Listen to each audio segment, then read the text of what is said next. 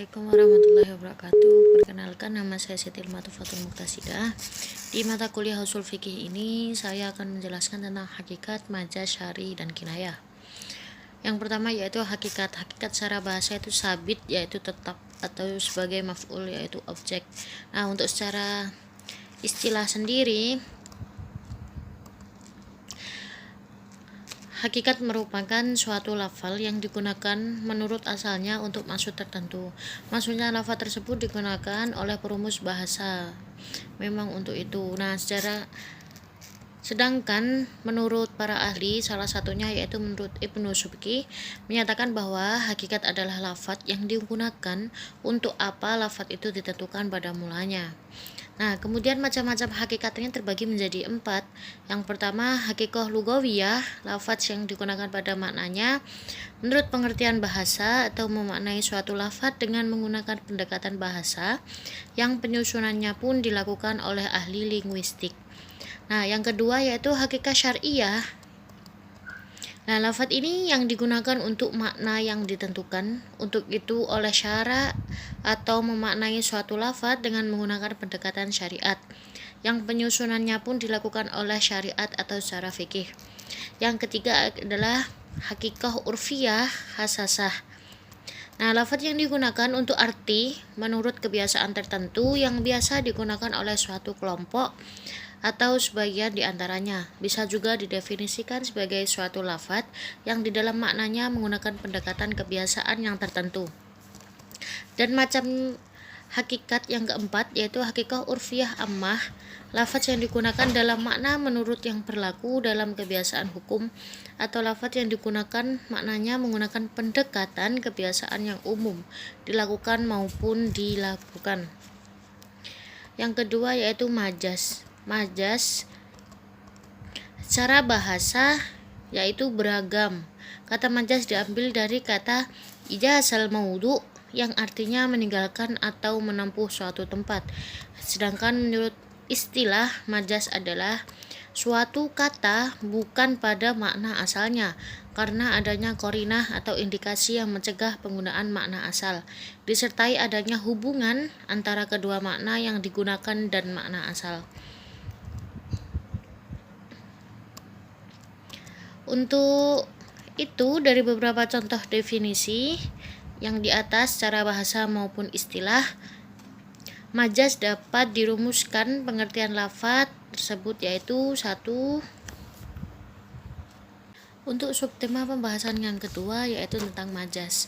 Nah, secara bahasa majaz itu ijazul maudu yang artinya meninggalkan atau menempuh suatu tempat. Nah, untuk secara istilah, majaz sendiri adalah suatu kata yang bukan pada makna asalnya karena adanya qarinah atau indikasi yang mencegah penggunaan makna asal, disertai hubungan antara kedua makna yang digunakan dan makna asal tersebut. Nah, menurut Ibnu Qudamah, majaz yaitu lafaz yang digunakan bukan untuk apa yang ditentukan dalam bentuk yang dibenarkan. Nah, di sini majaz dibagi menjadi 4 macam. Yang pertama yaitu majaz lugawi, yaitu menggunakan lafaz bukan untuk arti yang sesungguhnya karena adanya qarinah lugawi atau tuntutan kebahasaan, seperti menggunakan asad yang artinya macan digunakan untuk arti laki-laki yang pemberani. Untuk macam yang kedua yaitu majaz syar'i, yaitu menggunakan lafaz bukan untuk arti yang sesungguhnya karena ada qarinah syar'iyah, seperti menggunakan lafaz sholat yang arti aslinya adalah doa digunakan untuk arti suatu ibadah yang tertentu. Yang ketiga yaitu majaz urfi khas, yaitu menggunakan lafaz yang bukan untuk arti yang sesungguhnya karena adanya tuntutan kebiasaan yang tertentu.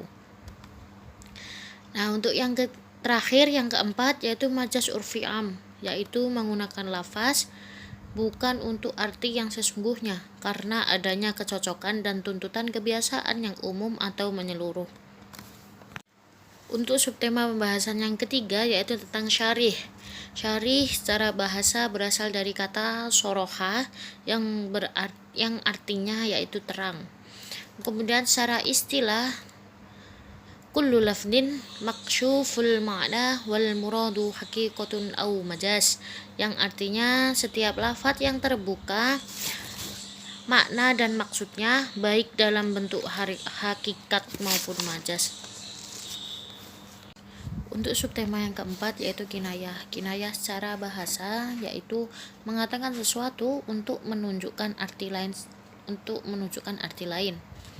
Nah, secara istilah kinayah itu apa yang dimaksud dengan suatu lafadz yang bersifat tertutup sampai dijelaskan oleh dalil.